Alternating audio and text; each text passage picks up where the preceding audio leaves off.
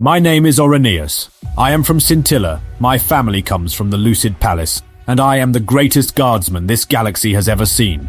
As my aide cleans my weapon, I get ready to save the Imperium, as we are the only ones who can.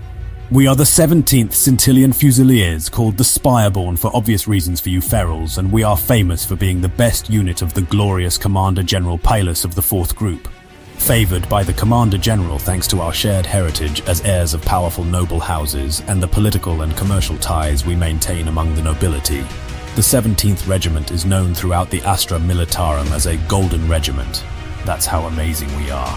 We are assigned to the front in the periphery subsector of the Calixis Sector, where war has broken out in a three-way fight between the Imperium, the Severan Dominion secessionists traitors, and the Greenskins. We are mechanized and armored infantry. We have everything because we deserve it for being the Imperium's finest troopers, supported by grenadier and artillery units that also happen to be the best. Our mission was to assault and capture an orc fortress called the Grind that blocked the Imperial advance into the heart of enemy territory. The assault began with an orbital and aerial bombardment that barely made a dent in the orcs' defenses, built with scrap and rubble. We advanced with their armored transports and tanks, confident of their technological and tactical superiority. However, they were soon met with fierce resistance from these greenskin filth, who came out of hiding to attack them with all kinds of improvised weapons and explosives. We could see this ambush coming miles away, filthy and dull feral trash. We are attacked by orc bikers, kamikazes with bombs strapped to their bodies, and huge combat robots called killer Khans. We took some losses, some fine people. We will make them pay. We are undeterred by the overwhelming numerical superiority and ferocity of the orcs. We have no fear of lowly, screaming, savage aliens. You are nothing to us. Orders were given to attack with everything at hand. Our grenadiers fired armor-piercing grenades that pierced the Xenos improvised armor. Their tanks fired explosive shells that shattered the killer Khans and their occupants. Their armored transports maneuvered to avoid ambushes and protect infantry. It was perfect, all surrounded by greenskins' bodies. We managed to break through to the walls of the orc fortress. The orcs defended their lair fang and claw, launching waves of brutes and insane mechanical monstrosities. But we will not be diminished. We responded with a brave and determined charge, armed with saw blades, plasma pistols and flamethrowers. The fighting was brutal and merciless, but we proved our superiority in close combat, thanks to our greater skill and weaponry. Finally, we managed to reach the center of the fortress, where the orc boss, a huge, muscular greenskin called Gruk Fistface, was located. Our glorious commander of the 17th, Colonel Valerius, engaged the orc chief in a duel to the death.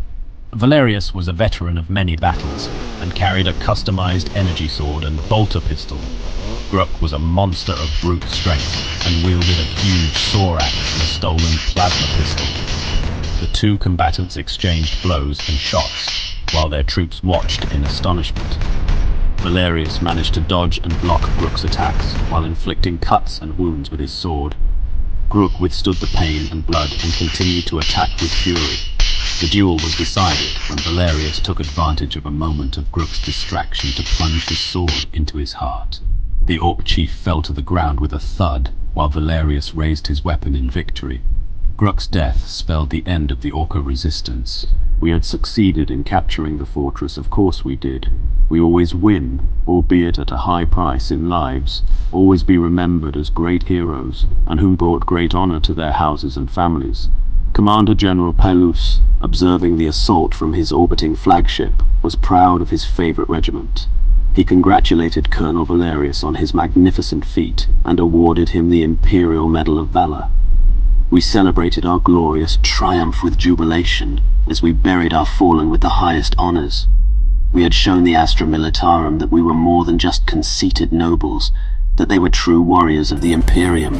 From the beautiful and splendorous world of Scintilla, within its two massive hive cities, in the midst of noble houses, continuously fighting for power with a massive population, even for the Imperium, huge ornamented works of art adorn the halls of great cathedrals and palaces. A fierce fighting force is born. They are the Scintillan Fusiliers, one of the most powerful Astra Militarum regiments in the Imperium. And today, we will know all about them. Join me, my friends, on this new journey. Welcome back, my friends.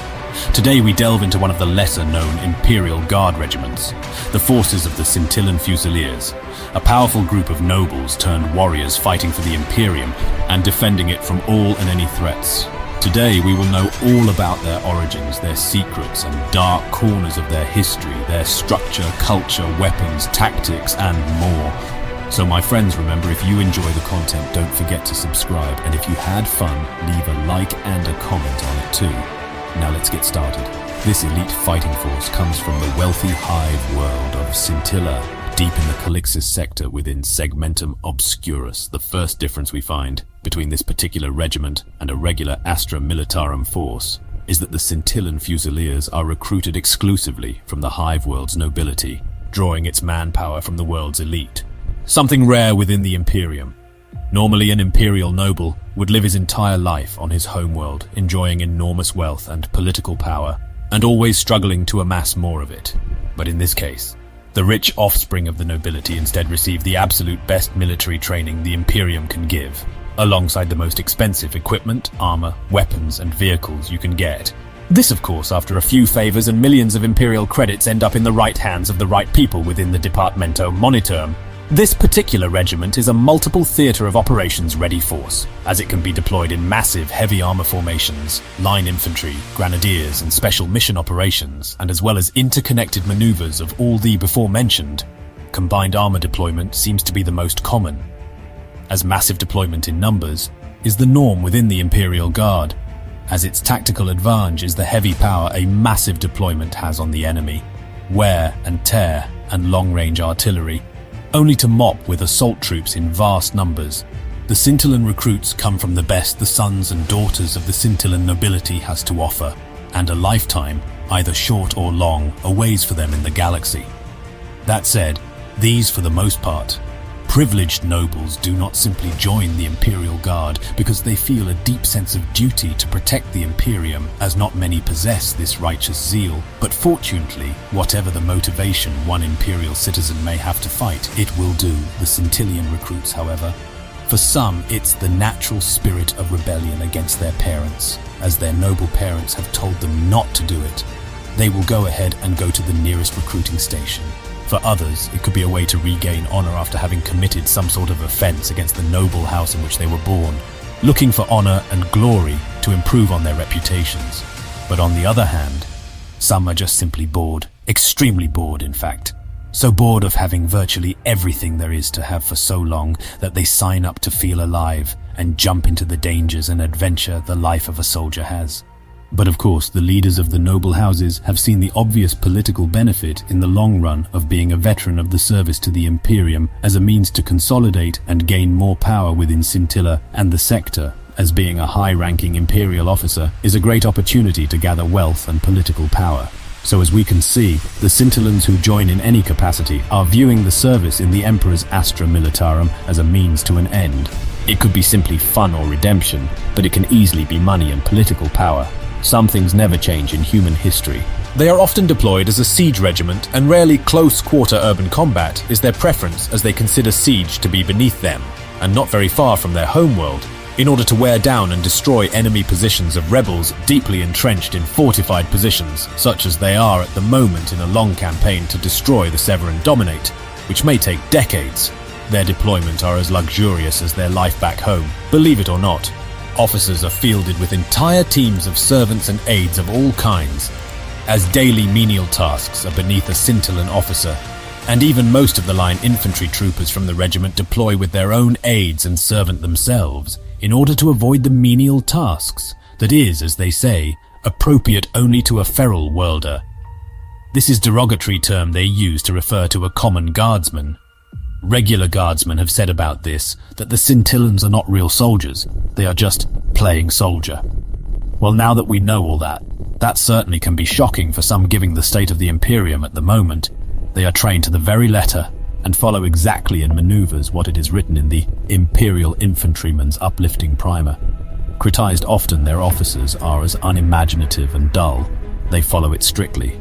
They are trained and drilled in imperial tactical doctrine, forming very competent and well-drilled troops. They focus on under-hive combat against beasts within the depths of the hive. Monsters, mutants, chaos cults and genestealers, and as well as any other thing that can dwell there. This gives them the tactical acumen and experience for urban combat and close-quarter engagements. That said, it is focused mainly to the protection of their own planet. As for their deployments, they are mostly focused on gaining the maximum amount of glory with the very least amount of effort. That's why it is said that within the same squadron, as is well known, the one with the most medals is usually the most useless. But that said, they are probably the most wealthy and politically connected, so this must be considered. That said, there are competent and brave troops, as the nobles are not all the same. For example, is Major Eldin de Mol. Scintillan High Command claims that the intimidation factor of an armored column and the inherent tenacity of Imperial armor personnel, as opposed to intensive training in gunnery and armored assault tactics, are sufficient to defeat the enemies of the Imperium, have been largely disregarded. Major de Mol is a firm believer in a scientific approach to combat and trains his tank personnel in gunnery, piloting, movement, and effective armor tactics. Even some of the more orthodox Imperial Guard commanders on the Spinward Front have accused him of being an innovator, but his results speak for themselves, and the accolades earned by the 17th Regiment's armoured companies are both hard-won and well-deserved. De Mol's armoured companies, including the decimated 53rd Company that suffered so cruelly on Eras, are equipped with the common patterns of Leman Russ tanks, but a limited number of Leman Russ executioners and Leman Russ vanquishers are also present. Even though the 17th Regiment possesses 2 Baneblade super heavy tanks, these priceless relics have never been spotted on the Spinward Front. Now, for the weapons and gear that is used by the Scintillan Fusiliers, we mentioned their wealth and influence garners them the very best there is to be had. The Scintillan Fusiliers are free to use the magazines, hangars and armories of the entire Departmentum Unitorum as they see fit, whenever they see fit, or so they believe. Commander General Pilus has used his considerable influence within the Astra Militarum and the Calixian military-industrial complex to ensure that the regiments from his homeworld, especially his favorite, the Scintillan 17th, receive only the finest war gear for their service along the Spinward Front. The Commander General has ensured that these regiments are well supplied through political maneuvering, arm twisting, the distribution of copious quantities of throne credits, and even the manipulation and rerouting of shipments destined for other regiments in need. The most apparent sign of Palus' favour and influence is the frequent dispatch of fully equipped Valkyrie troop transports to support the 17th and many other Scintillan regiments.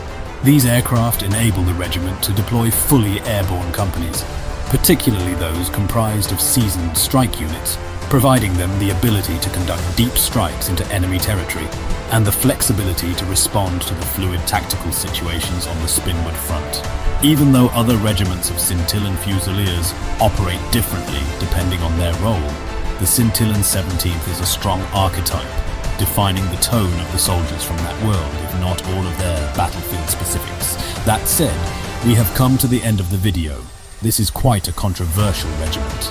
I hope you enjoyed the content, and I would like to know what you think about this particular regiment and its lavish culture. Write me a comment so we can start a conversation. If you had fun, remember to subscribe and leave a like on the video as well. This is our goodbye for the moment, but as always, my friends, we will meet again. As always, keep the light of the Emperor burning.